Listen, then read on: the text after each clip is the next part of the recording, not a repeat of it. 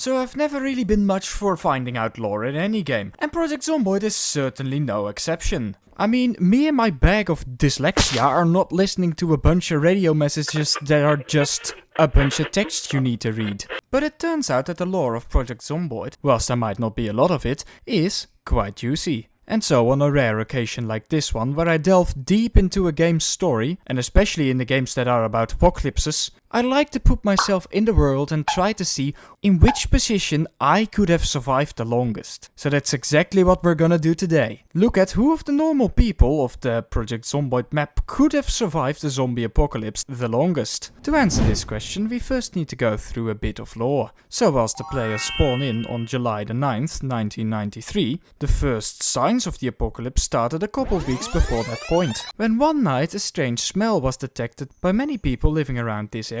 Apparently somebody had had a really bad taco night. Or it could have been the government having a lab leak, but who knows? Whatever is the case, this stench was apparently so bad it caused a fucking apocalypse to happen. So the government sent in the army to set up a containment zone and to stop the spread of the infection. Of course, in typical government response to something going wrong fashion, they failed to communicate the situation clearly to the wider public, and all across the US, all hell broke loose. Now in the video I watched, and used as main source for this summary, the containment area at the start of the game was shown to be this big, which doesn't make much sense to me. What I do know for sure, according to the game's story, at that time, Louisville was still unaffected by the apocalypse, which is probably the explanation why you're not able to spawn there. Which leads me to believe that the quarantine zone also includes the other spawning towns. Regardless of what might have happened, I am going to stick with this turn of events because it just makes the most sense by far, seeing as you always clearly spawn inside the containment zone. So that means I'm only gonna focus on the people that got stuck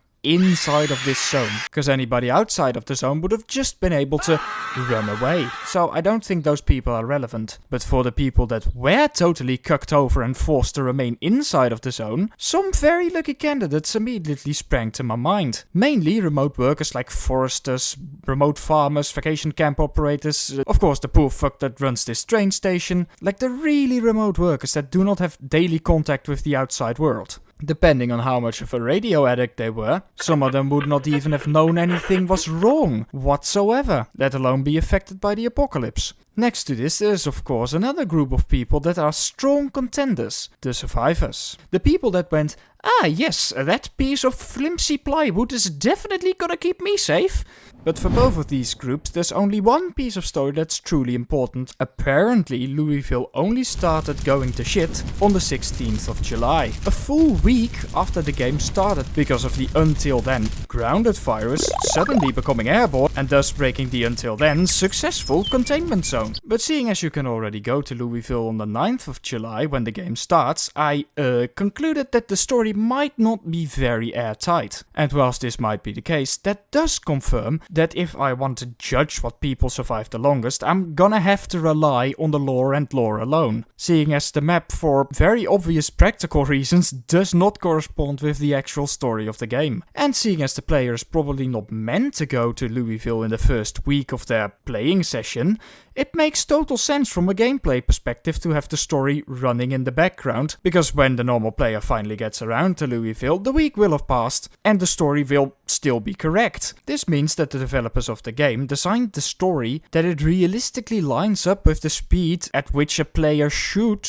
progress throughout the game. So if the survivor plays normally, what the survivor encounters and does is indeed intended to be part of the story. So if the player spawns in and quickly discovers a house of survivors next to their spawning house that very unfortunately has fallen into the hands of the zombies, which is totally possible, that development completely lines up with the story. And it goes for all places a player playing somewhat realistically is able to visit. In that way, a player kind of acts like that experiment quantum physicists like to use to explain their confusing bullshit. If you're not familiar with it, it kinda goes like this. We have a box which may or may not contain a cat, and you can only figure out which of the two realities is true by looking inside of the box. Only this time we have the possibilities of the box containing survivors or no survivors, with the act of lifting the box being equivalent to going to some location in the game. But only this time the result will always be, whoops, everybody in the new location is a zombie, because that's how the game works. For the game, that means that every area the survivor has realistically not yet been able to look, there could, according to the game's story, still be survivors. With the area shrinking over time, because the longer the time goes on,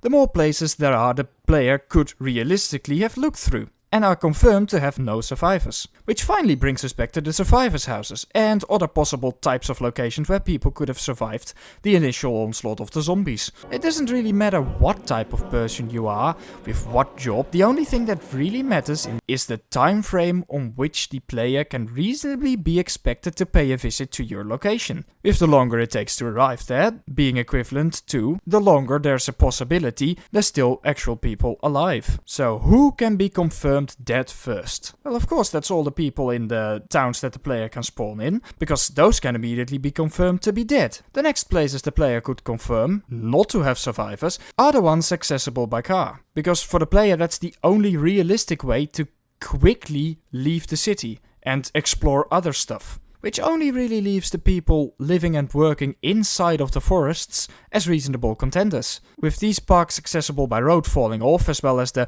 military base, because it's quite likely and realistic the player will go there despite the lack of roads, that leaves, for as far as I have been able to see, two contenders. First, the remote logging operations, and secondly, the various huts and cabins spread throughout the forest. Seeing as the cabins never have any zombies in them that could have once been people, and the logging operations do, sometimes at least, the last survivor in the actual game map of Project Zomboid was probably one of the workers from those two logging sites.